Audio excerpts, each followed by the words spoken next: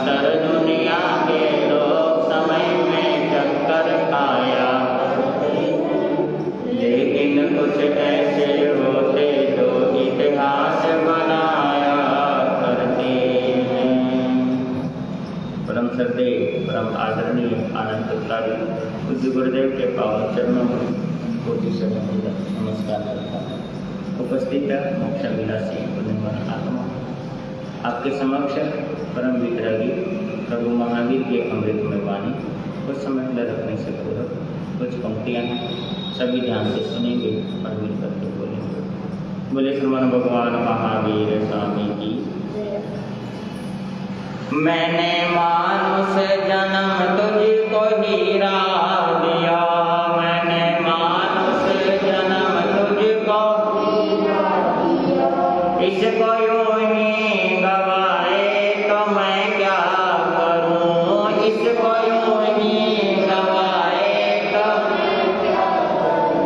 मेरा जो फर्ज था मैंने पूरा किया, मेरा जो फर्ज था मैंने पूरा। खुद को तू भूल जाए तो मैं क्या करूं, खुद को तू भूल जाए तो मैंने मानुष जन्म तुझको हीरा दिया, मैंने मानुष जन्म तुझको हीरा दिया, इसको यूं ही गवाए तो मैं क्या करूं, इसको यूं ही अन्न और दूध सब मैंने तुझको दिया, अन्न और दूध सब मैंने तुझको, मेवा मिष्टान फलहार भी दे दिया, मेवा मिष्टान फलहार बन के निर्दय सताने लगा जीव को, बन के निर्दय सताने लगा जीव को। आज तो मांस खाए तो मैं क्या करूं, आज तो मांस खाए तो मैं क्या। मैंने मानुष जन्म तुझको हीरा दिया, मैंने मानुष जन्म तुझको इसको यूं ही गवाए तो मैं क्या करूं, इसको यूं ही दीन दुखियों के मन को सताने लगा, दीन दुखियों के मन को सताने, रात दिन पाप में मन लगाने लगा, रात दिन पाप में मन लगाने, तूने जैसा किया वैसा पाने लगा, तूने जैसा किया वैसा पाने लगा।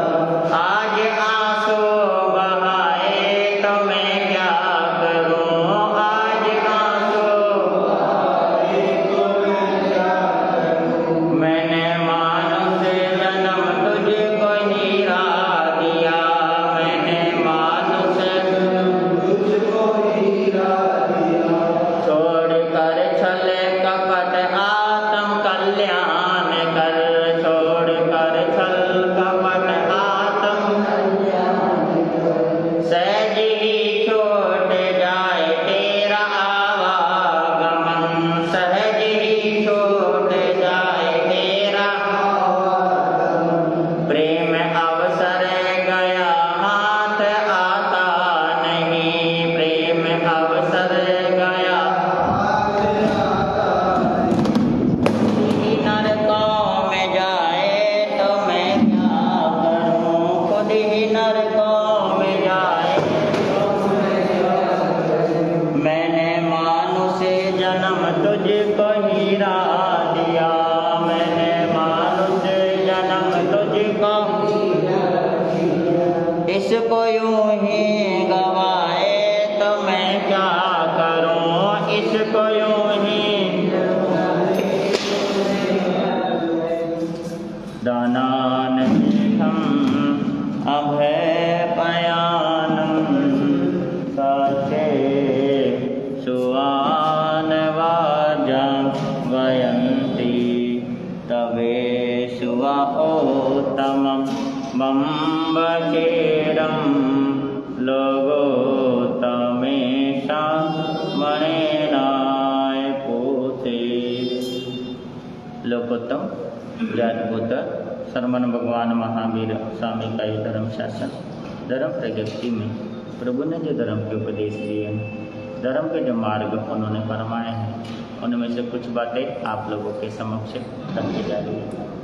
आप सभी सुन रहे हैं प्रभु महावीर की अमृतमय वाणी, और उस अमृतमय वाणी के अंदर प्रभु महावीर ने यही चीज़ें फरमाया है कि बहुत सारी चीज़ें अपने हाथ में नहीं होती, कर्मों के अधीन होता है। जो भी चीज़ें घटनाक्रम फल जो कुछ भी होता है हमारे साथ, अच्छा और बुरा, ये सब जो है कर्मों के अधीन है। जो भाग्य में लिखा है वो हमारे साथ होता है, लेकिन सोच हमारे हाथ में है, विचार करना हमारे हाथ में है, भावना हमारे हाथ में है। हम अपनी भावना बहा सकते हैं और भावना को हम अच्छी बना सकते हैं। वो हमारे हाथ में, वो किसी के हाथ में नहीं है।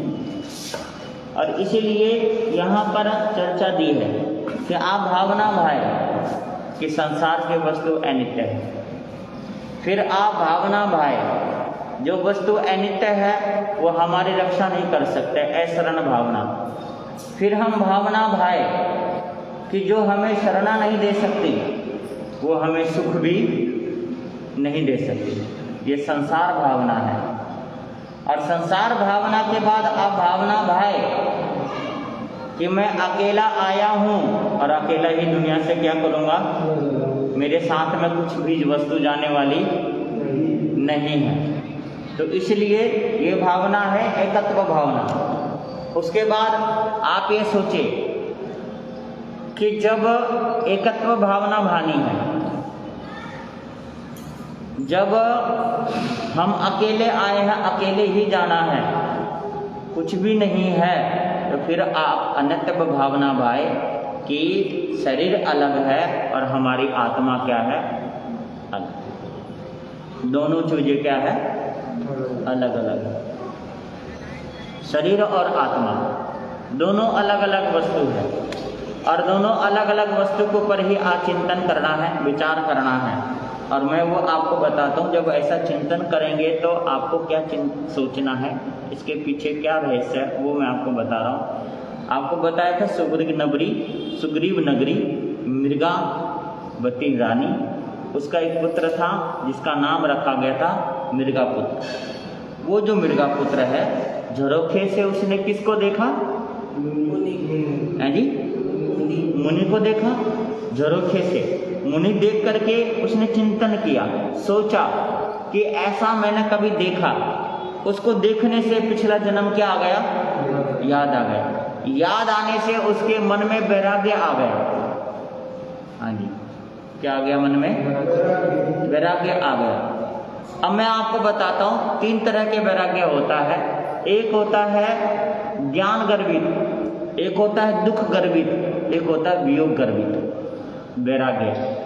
यानी कि घर में किसी व्यक्ति का वियोग हो गया, दुनिया से चला गया, तो मन में आता है कि मुझे भी दुनिया से जाना है, चलो मैं भी क्या बन जाऊं, साधु बन जाऊं। और एक दुख कि दुनिया में दुख है, इससे अच्छा तो क्या करो, साधु बन जाओ, ये दुख। और एक है ज्ञान, उसके अंदर समझ आ गई कि अच्छा क्या है, बुरा क्या है, ये संसार क्या है। समझ में आने के बाद उसके मन में क्या आ गया, वैराग्य आ गया, उसको बोलते हैं ज्ञान गर्भित। इन तीनों में से वैराग्य कौन सा अच्छा है जी? ज्ञान गर्भित है तो ठीक है, वैराग्य उसमें भी आ जाता है, लेकिन सबसे अच्छा अगर तुलना की जाए तो ज्ञान गर्भित वैराग्य सबसे अच्छा है। मृगा पुत्र को पिछले जन्म का ज्ञान हो गया कि मैं पिछले जन्म में साधु था और इस बार भी मुझे बनना है, मैं बेकार में मोह में फंस गया, बेकार में संसार के जंजाल में फंस गया। अब तो क्या करना है मुझे? साधु बनना है, आत्मा का कल्याण करना है, जीवन का सुधार करना है। और ये चीजें सोच करके वो अपने माता पिता के पास आया और आकर के कहता है कि हे माता पिता, मैं क्या लेना चाहता हूँ? दीक्षा लेना चाहता हूँ। माँ बेहोश हो गई, होश में आई, कहने लगी बेटा दीक्षा लेगा? दीक्षा में अनेकों प्रकार के दुख हैं। दीक्षा कहना आसान है, पर लेना क्या नहीं है? आसान नहीं है। क्योंकि साधु जीवन में अनेकों प्रकार के कष्ट हैं, अनेकों प्रकार के दर्द है, अनेकों प्रकार के क्या है? दुख है। तो उस वक्त मृगापुत्र ने चर्चा शुरू करी कि हे माता पिता सुनो, मैंने कितनी बार ही जन्म मरण किया है और उस जन्म मरण में कितनी बार ही मनुष्य बनाऊं, देवी भी बनाऊं, और इसके साथ साथ कितनी बार ही मैं नरक में गया हूं। कहाँ? नरक में गया हूं। और नरक में जाने के बाद मैंने अनेकों प्रकार के दुख और कष्ट क्या करे हैं? झेले हैं, देखे हैं मैंने। तो माता पिता ने कहा कि कौन सा दुख झेले हैं? कहता कि मैं देख रहा हूँ, क्योंकि मुझे पिछला जन्म याद आ गया है, तो मुझे दिख रहा है कि मैंने कौन कौन से कष्ट झेले। तो मैं वो आप लोगों को बता रहा हूँ कि सनातन धर्म में एक गरुड़ पुराण शास्त्र है, उसके अंदर भी लिखा हुआ है कि किस कर्म के करने से किस फल की क्या होती है? प्राप्ति होती है। इसी तरीके से मृगापुत्र ने अपना वर्णन सुनाना शुरू किया। कहते हैं कि जो व्यक्ति आज जीव के लालच में, स्वाद में आकर के मांस खाते हैं,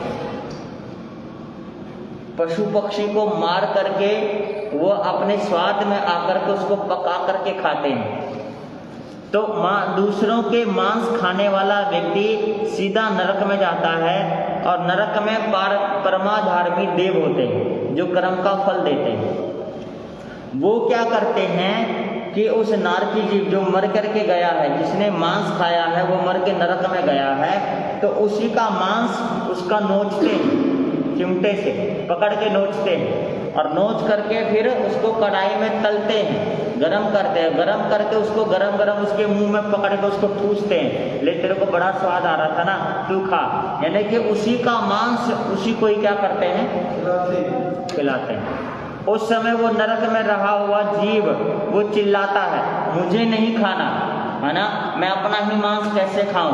तो वो नारकी मतलब परमाधार्मी देव कहते हैं कि तेरे को मांस खाना बड़ा पसंद था ना, पसंद था ना तेरे को, अब खा इसको, है ना, नहीं खाएगा तो पिटेगा।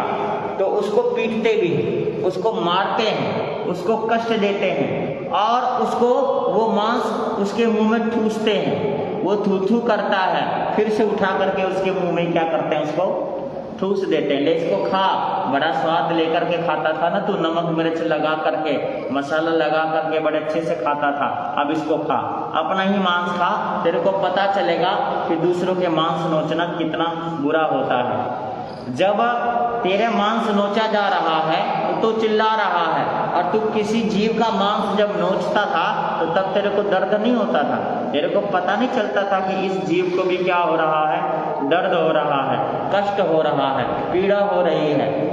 तो उस वक्त उसको खिलाया जाता है उसका मांस। इसके साथ साथ जो व्यक्ति शराब पीता है, शराब पीने वाले के साथ क्या करते हैं कि उसी का खून बाहर निकालते हैं, और बाहर निकाल के उसको गर्म कर देते हैं, और गर्म करके उसी का खून उसके मुंह में डालते हैं। ले तेरे को शराब पीने का बड़ा शौक था ना, तो पी, क्योंकि शराब पीने का मतलब है किसी का रक्त पीना, क्योंकि रक्त ही तो होता है ना। किसी चीज़ से शराब बनाया जाता है, चाहे गन्ने को सड़ा करके, गुड़ को सड़ा करके, महुआ इत्यादि बहुत सारी चीज़ें, अंगूर को सड़ाया जाता है, तो उसमें बड़े बड़े कीड़े हो जाते हैं सफ़ेद वाले, और एक साथ उसे उबाल दिया जाता है। सारे कीड़े मकोड़े के पीप, मवाद, खून इत्यादि सब उस शराब के अंदर होता है और उसको पी करके व्यक्ति बड़ा मस्त होता है, पी करके बड़ा मस्त होता है। तो आप सोचो कि उस समय परमाधर्मी देव उसे कहते हैं कि ले इसको पी, तेरे को पीना बड़ा अच्छा लग रहा था ना, इसको पी। इसके साथ साथ जो स्त्री और पुरुष अपने मर्द को छोड़ करके पराई मर्द के पास जाती है या पुरुष पराई स्त्री के पास जाता है, तो उसके साथ क्या करते हैं कि परमाधर्मी देव एक लोहे का पुरुष बनाते हैं या स्त्री बनाते हैं, उसको आग में बिल्कुल गर्म कर देते हैं, लाल कर देते हैं और लाल करने के बाद उस व्यक्ति को उस व्यक्ति के साथ बड़ा चिपका देते हैं। कहते हैं कि ले तेरे को पर पुरुष का बड़ा शौक था ना, या पराई स्त्री का बड़ा शौक था, अब ले मुझे तेरे को पता चलेगा क्या होता है। उस समय वो नारकी जीव इन चीज़ों को करने के बाद बड़ा चीखते हैं, बड़ा चिल्लाते हैं। तो उस समय कहते हैं तो इस समय बड़ा चिल्ला रहा था, उस समय तो बड़ा आनंद आ रहा था तेरे को पर स्त्री से, पर पुरुष से बड़ा शौक था तेरे को, अब ले मजा भुगत, आनंद ले इसका, है ना। तो उस समय नारकी जीव चिल्लाते हैं। जो व्यक्ति दूसरों के, है ना, प्यास नहीं बुझाते, ठीक है ना, पानी के लिए तरसाते हैं, भोजन के लिए तरसाते हैं, तो नारकी जीव भी वहाँ पर उस चीज़ के लिए तरसते हैं। वहाँ पर बैतरणी नाम की एक नदी होती है, उस नदी में व्यक्ति वहाँ पर जाता है और सोचता है कि मुझे प्यास लगी है, लेकिन वो नदी का पानी इस प्रकार का पैना होता है कि जैसे वो बैतरणी नदी में पानी भरने के लिए अंजलि डालता है, यहाँ से उसका हाथ ही कट के उस नदी में गिर जाता है, उसके हाथ में एक चुल्लू भी पानी नहीं आ पाता। तो उस समय वो चिल्लाता है, लेकिन उसके चिल्लाने से कोई लाभ नहीं होता, क्योंकि उसकी प्यास भी नहीं बुझती और पानी में हाथ डालने से उसका हाथ भी क्या हो जाता है, कट के नदी में ही चला जाता है।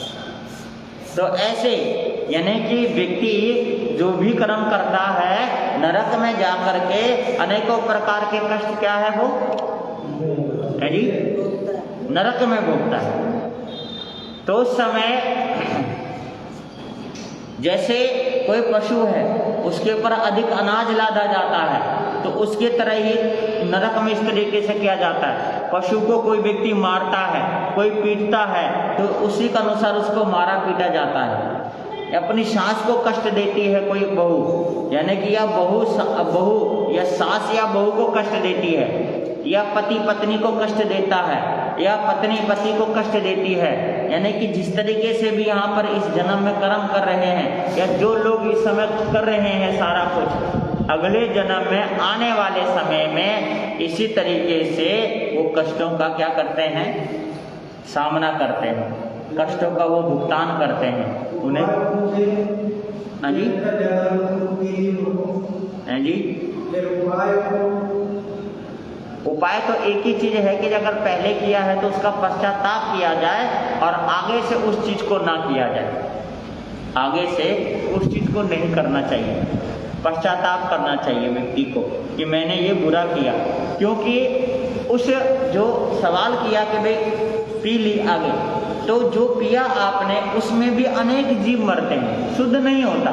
अगर शुद्ध होता तो पी लो, कोई बात नहीं, शुद्ध नहीं है वो, क्योंकि अनेकों जीवों की हत्या होती, कीड़े मकोड़े सब उसके, क्योंकि गन्ने को सड़ा करके, गुड़ को सड़ा के, अंगूर सड़ा करके तब जाके फिर उसको भट्टी में उसे उबाला जाता है, तब तैयार होता है। तो ये सोचने वाली बात है कि जो जीवों को कष्ट दिया है, जीवों को जो पीड़ा दी है, उस पीड़ा के कारण हमें पीड़ा तो भुगतनी पड़ेगी। आज भुगत लो या कल भुगत लो, किसी न किसी के रूप में हमें क्या होता है, भुगतना पड़ता है, किसी न किसी रूप में। आज व्यक्ति बुरा कर्म करके बड़ा अपने आप को अच्छा महसूस करता है कि चलो मैंने कर दिया है ना, मैंने ऐसा कर दिया, लेकिन ऐसा करने वाला व्यक्ति, उसका जो उसे फल मिलेगा नरक में जाने के बाद, नरक में बड़ा कष्ट मिलता है, बड़ा दुख होता है व्यक्ति। और यहाँ पर भी, धरती पर भी देखने में आता है। तो उस समय मृगा पुत्र ने ये सारा का सारा वर्णन दिया गया है कि किस कर्म के फल से किस व्यक्ति को क्या मिलता है, ऐसा उन्होंने बताया। बताने के बाद अपनी माता को उन्होंने कहा, मृगा पुत्र ने, कि हे माता पिता, मैंने पिछले जन्म में पता नहीं कितने सारे कष्ट भुगत लिए हैं और कैसे कैसे मैंने कर्म किए हैं। तो हे माता पिता, जो आप बता रही हो कि साधु जीवन में कष्ट मिलता है, तो साधु जीवन का कष्ट तो कोई कष्ट होता ही नहीं। क्या कष्ट मिलता है? तो अब माता बता रही, कहती है नंगे पांव चलना पड़ता है। कैसे? साधु जीवन में नंगे पांव चलना है। साधु जीवन में सर्दी और गर्मी क्या करनी है? सहनी है। भोजन मांग करके लाना है। सर्दी गर्मी सहनी है, भोजन मांग करके लाना है, नंगे पांव चलना है, और इसके साथ साथ सिर के बाल क्या करने हैं? काटने नहीं है। इसको क्या करना है? लोचन करना है। तो लोचन करने में कितना कष्ट होता है, कितनी पीड़ा होती है, तो पुत्र कैसे सहन करेगा? तो उस समय मृगा पुत्र कहने लगी, माता ये कष्ट कुछ भी नहीं है, मैंने तो अनंत कष्ट भोगे हैं, मुझे सब कुछ याद आ गया, मैंने अनंत कष्ट भोगे हैं, ये कष्ट तो कुछ भी कष्ट नहीं लगता। एक माँ ये कहती है कि महाराज आपको कितना कष्ट होता होगा, पर आपको पता है कि जो हमारा कष्ट है, नंगे पांव चलना, वो शब्दों में लिखा जा सकता है, मुंह से बोल करके बयान किया जा सकता है, और जो लोचन करने का कष्ट होता है उसको भी लिखा जाता है और मुंह से बयान किया जाता है। लेकिन जिस समय एक बालक को माँ जन्म लेती है, उस समय जो पीड़ा होती है, उसको महापुरुषों ने भी कहा है कि उस कष्ट को शब्दों में लिखा नहीं जा सकता, शब्दों में नहीं लिखा जा सकता, उसे मुंह से भी बयान नहीं किया जा सकता कि एक माँ बच्चे को जन्म देते समय कितना कष्ट भोगती है, या फिर एक बच्चा जन्म लेते समय उसको कितनी पीड़ा होती है, मरते समय जीव को कितना कष्ट होता है, वो शब्दों में बयान नहीं किया जा सकता।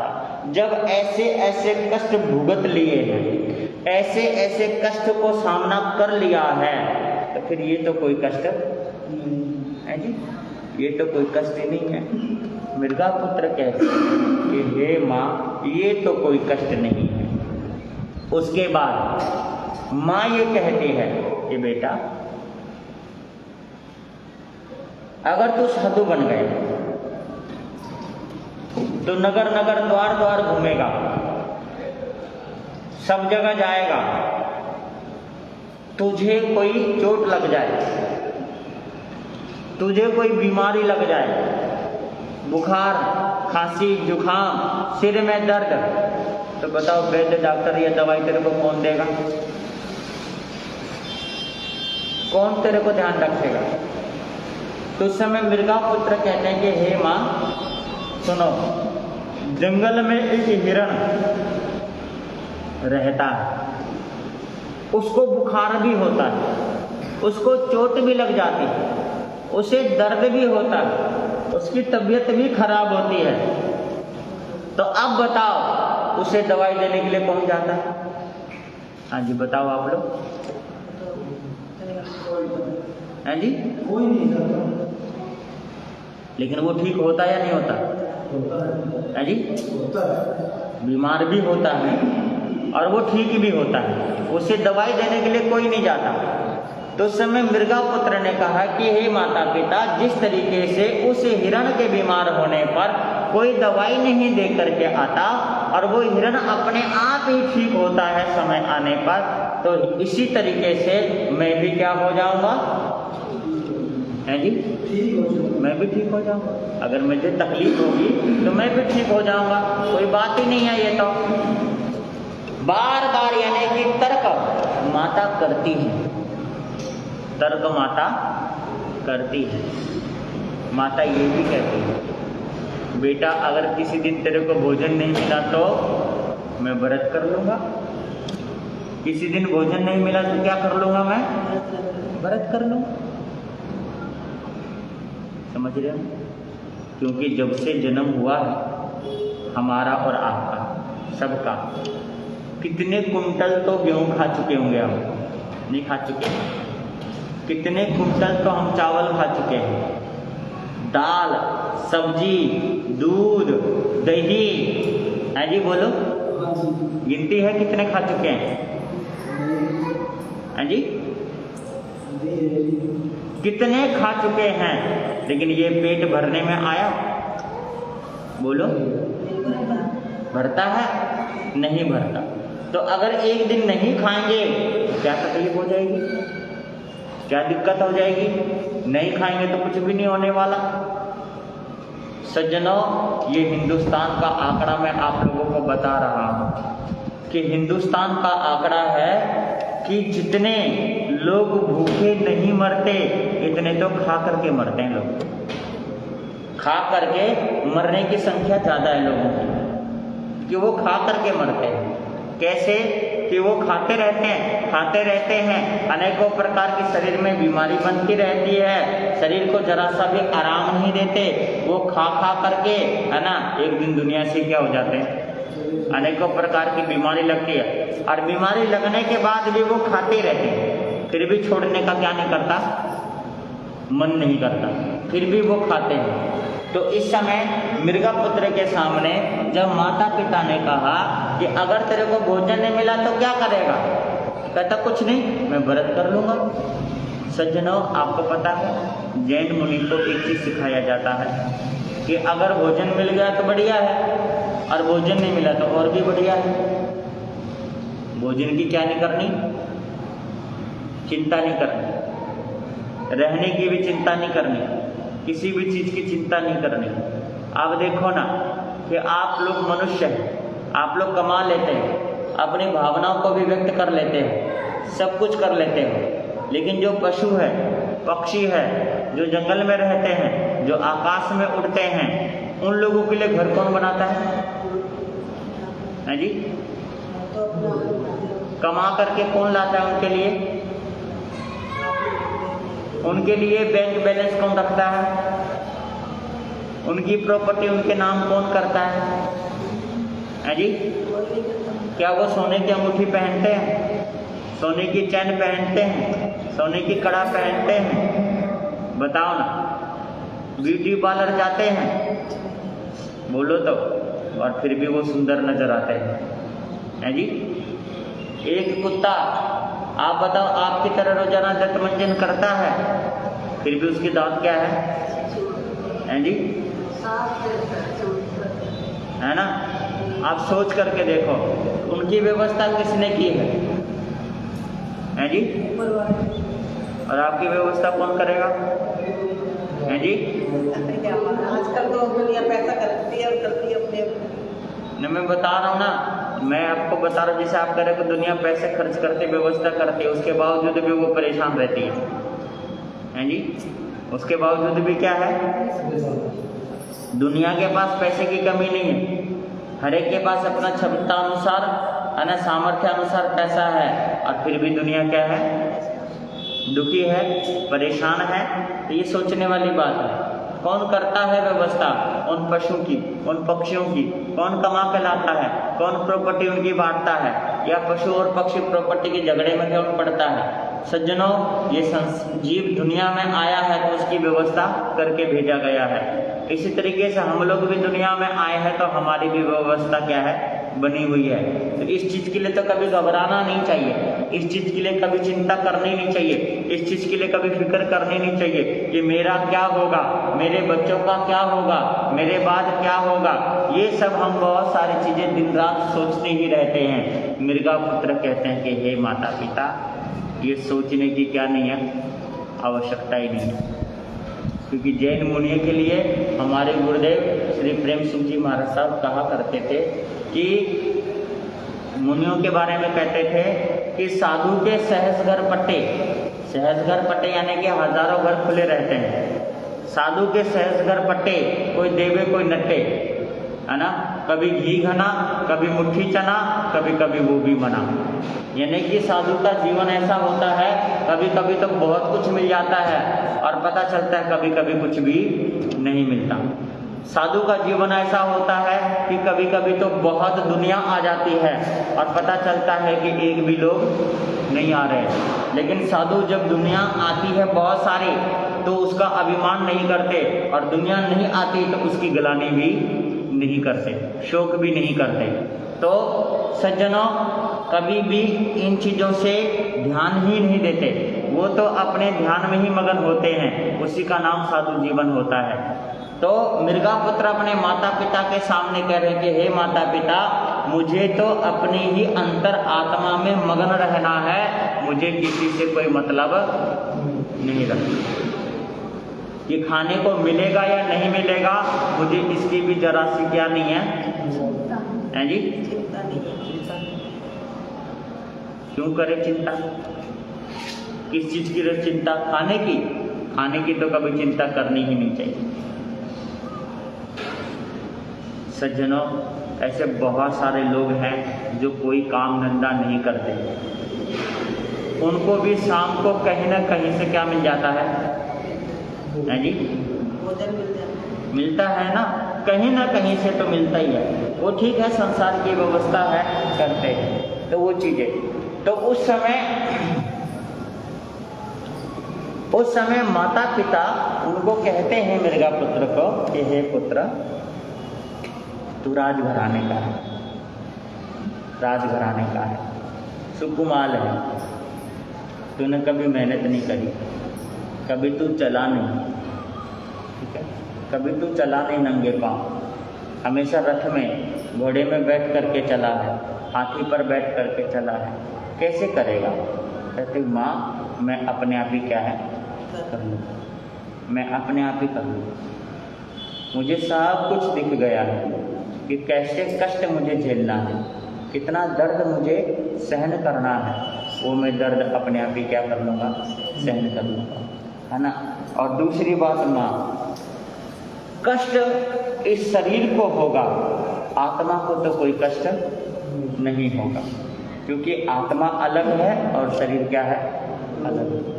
ये दोनों अलग अलग वस्तु है, और दोनों अलग अलग वस्तु होने के कारण इस आत्मा को जरा सा भी कष्ट नहीं, और शरीर को कष्ट होगा तो आत्मा को महसूस नहीं, आत्मा को महसूस ही नहीं होगा। इसलिए मुझे कोई पीड़ा नहीं, कोई दर्द नहीं, कोई कष्ट नहीं। सज्जनों, साधु जीवन उस चीज का नाम है कि व्यक्ति पूर्ण तरीके से क्या रहे, दृढ़ रहे, अपनी जीवन में क्या रहे, वो दृढ़ रहे और अच्छे से चले, अच्छे से रहे, अच्छे से चले, साधु जीवन, है ना। तो साधु जीवन जो अपने आप में मगन रहते हैं, है ना, अपनी साधना में मगन रहते हैं, और जो उनके पास आए उन्हें साधु जीवन में रह करके आत्म कल्याण की प्रेरणा देते हैं, उसी का नाम है साधु जीवन। जो आत्म कल्याण की प्रेरणा देते हैं उसी का नाम साधु जीवन है। तो उस वक्त माता पिता को मृगापुत्र ने हर संभव समझाया, और माता पिता ने हर संभव उसे रोकने का क्या किया, प्रयास किया, रोकने का प्रयास किया, सब चीज़ें कही, जो चीज़ें नहीं कहनी थी सब चीज़ें कही।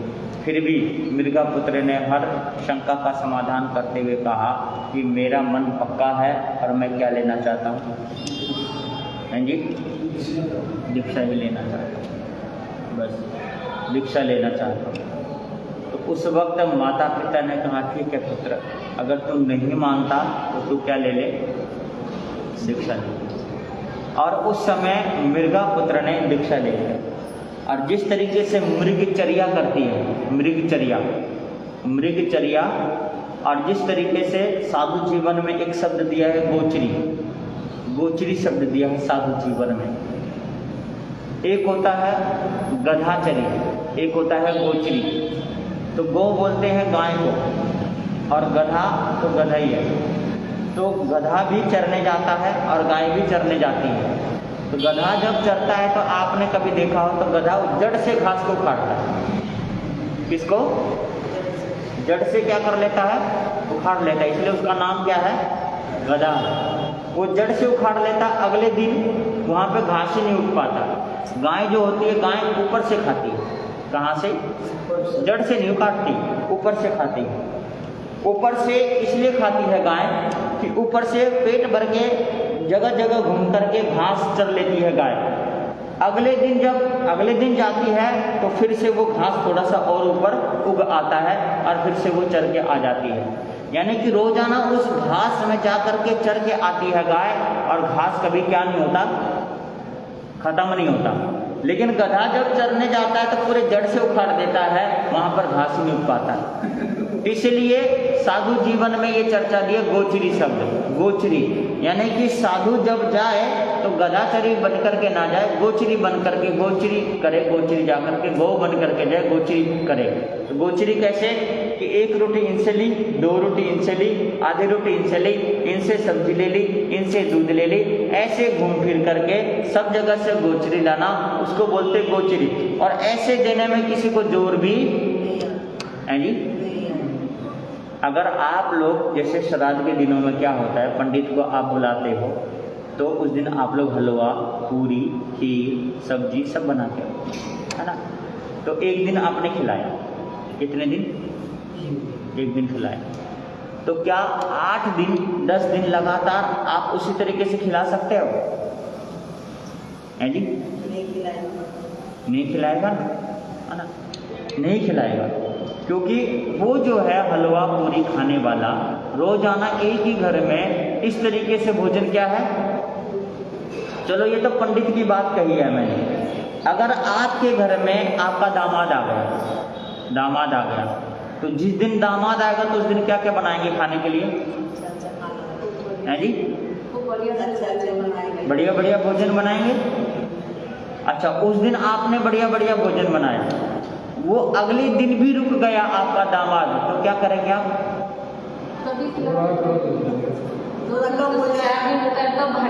नहीं, सुनो तो सही। एक दिन आया, उस दिन बड़े उमंग के साथ, बड़े खुशी के साथ आपने भोजन तैयार किया और आपने उसे खिलाया।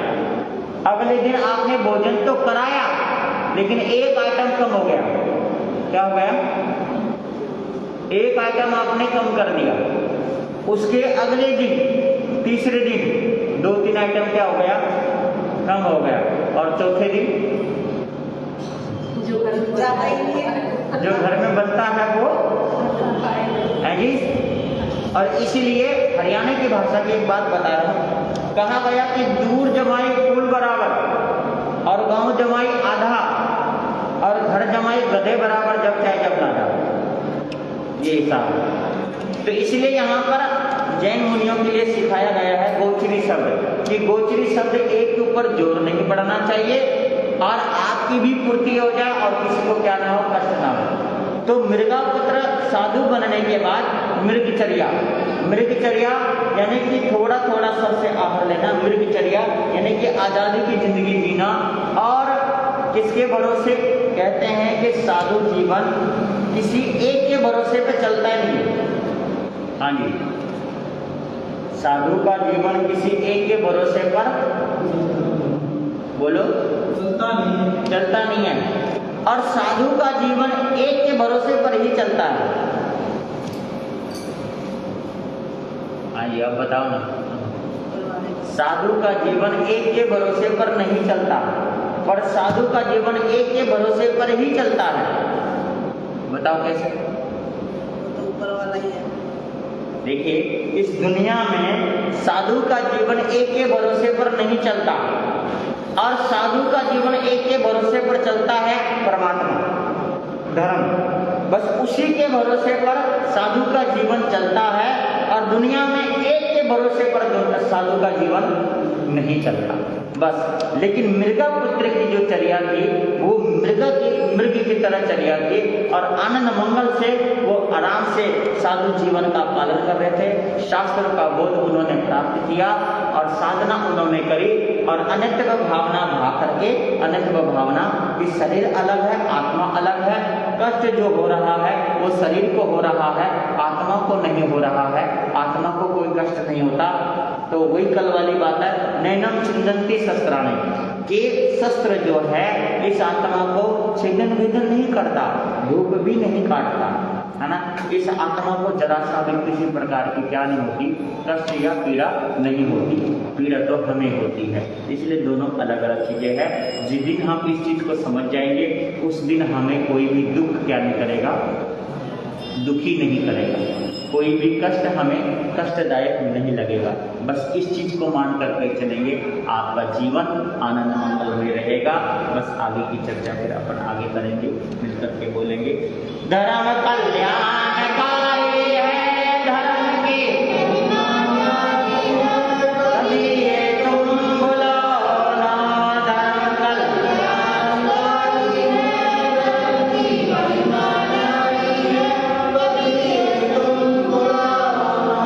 लिया शरण सदा जिसने, ये दुख दूर है उसने, कभी ये तुम भूलो ना, लिया शरण सदा जिसने, ये दुख दूर है उसने, कभी ये तुम भूलो ना।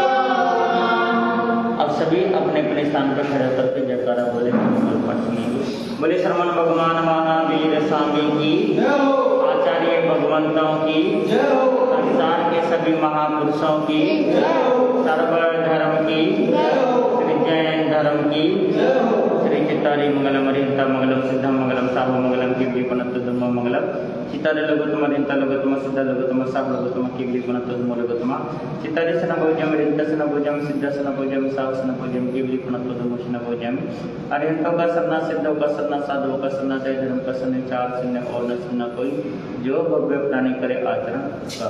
बोले श्री